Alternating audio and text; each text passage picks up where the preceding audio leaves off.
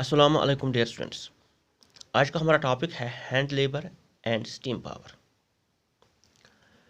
पिछले वीडियो में हमने देखा है कि जब मॉडर्न फैक्ट्री सेटअप नहीं हुए थे, इससे पहले भी लार्ज स्केल इंडस्ट्रियल प्रोडक्शन हुआ करता था इंटरनेशनल मार्केट के लिए।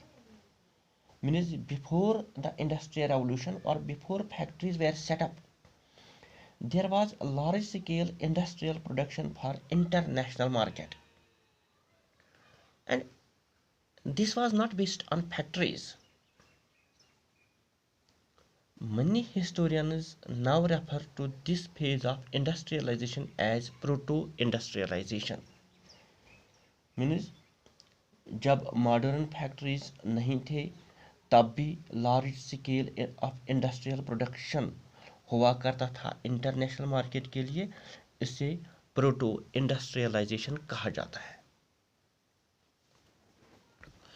The earliest factories in England came up by the 1730s, but it was only in the late 18th century that the number of factories multiplied.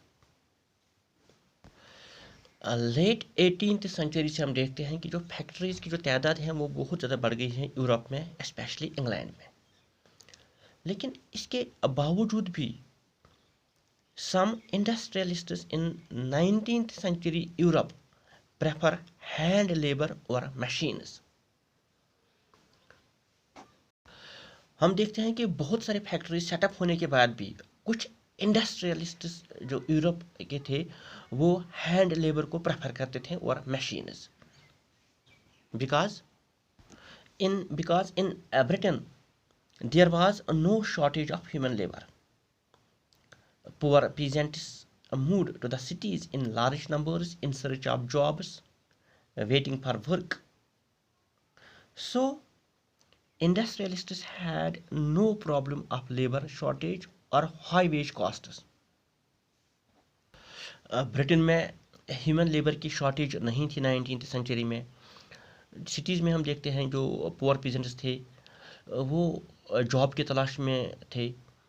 So industrialists को कोई problem नहीं थी labour shortage की। Specially जो industrialists थे वहाँ पे cheap labour जो था वो इजीली अवेलेबल था। That is why they preferred hand labour और machines.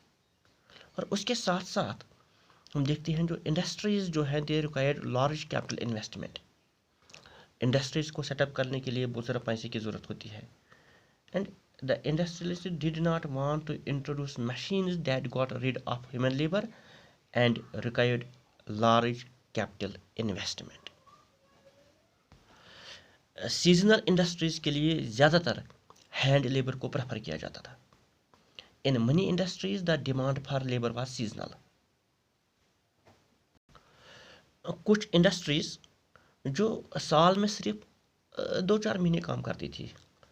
Industries running only for a few months in a year, like those making Christmas items, doing printing and book binding, gas works, repair of ships, etc. They needed more workers to meet their peak demand. So, in all such industries, where production fluctuated with the season, industrialists usually preferred hand labor, employing workers for the season. कुछ seasonal industries जो साल में सिर्फ 2-4 महीने काम करती थी, जिनकी डिमांड सिर्फ कुछ एक पर्टिकुलर सीजन में रहती थी, उनमें ज़्यादातर हैंड लेबर को प्रेफर किया जाता था। A range of products could be produced only with hand labor. Machines were oriented to producing uniform, standardized goods for a mass market. But the demand in the market was often for goods with intricate designs and specific shapes. Intricate designs and specific shapes of goods. In the mid 19th century Britain, For instance, 500 varieties of hammers were produced and 45 kinds of axes. These required human skill, not mechanical technology. Mid 19th century में हम देखते हैं Britain में 500 varieties of hammer जो है वो तैयार किए जाते थे, और इसके साथ साथ 45 काइंड्स ऑफ एक्सिस जो है वो भी तैयार होते थे, जिनको सिर्फ हाथों से तैयार किया जाता था, नॉट मैकेनिकल टेक्नोलॉजी इसमें यूज़ होती थी.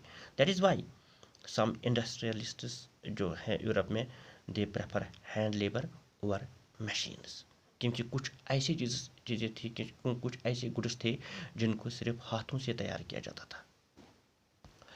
इसके साथ साथ जो मशीन मेड गुड्स थे, जो मशीनों में जो गुड्स तैयार होते थे, could not match the high quality finish of handmade goods, and the people from the upper class prefer things produced by hand.